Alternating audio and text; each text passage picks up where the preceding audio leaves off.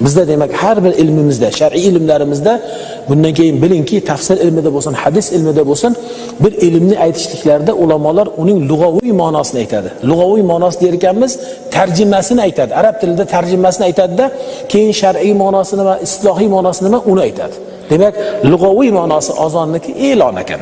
E'lon qilish. O'zi haqiqatda aytmayapmiz. Azon bu e'lon qilish demayapmizmi? Azon aytmayapmizmi o'zi ma'nosida ham namoz vaqtini kirganligini bildirishlik. Bu lug'aviy ma'nosi bo'lsa, endi islohiy ma'nosini qarang, mana shu kitobimizdan bitta o'qiymanki, yozib oladiganlaringiz yozib olasiz.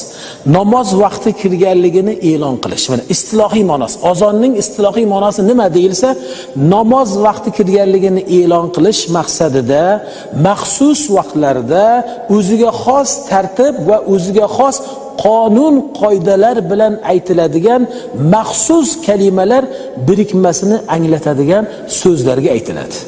Bu istilohiy, ya'ni fiqh terminida, azonning fiqh terminidagi ma'nosi. Bunda ko'ryapsizki, bir-biriga izofa qilib ko'p so'z aytildi. Buni ham inshaalloh o'zbekchasini yozib qo'yamiz. Lekin umum tushunganingizda bilasizki, o'sha aynan namoz vaqti kirgan paytida doim aytadigan shu azonimiz aytilyaptiki, maqsadlar. Maqsad nima edi? Namozga chaqirish. Maqsad nima edi? Jamoatni to'plash.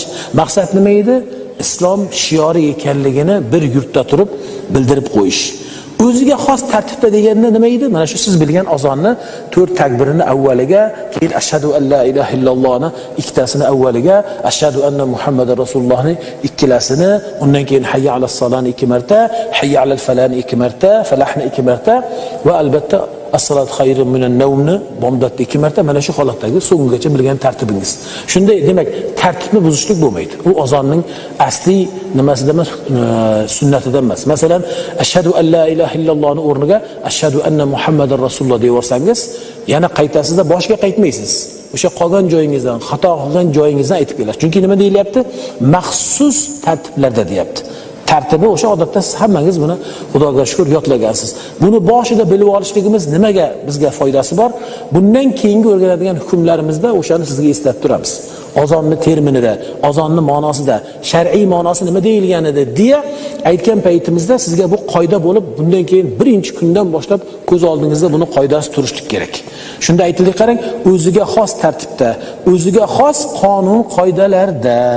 Shuning uchun biz azonni o'zi O'zbekistonimizda to'g'rilaylik, saviyasini, muazzinlarning darajasini ko'taraylik deganligimiz, mana qonun qoida, vaqtlar bor alhamdulillah. Qonun qoidamiz bizda ko'p zaiflashib ketgan. Shu sababdan mana qonun qoidalarimiz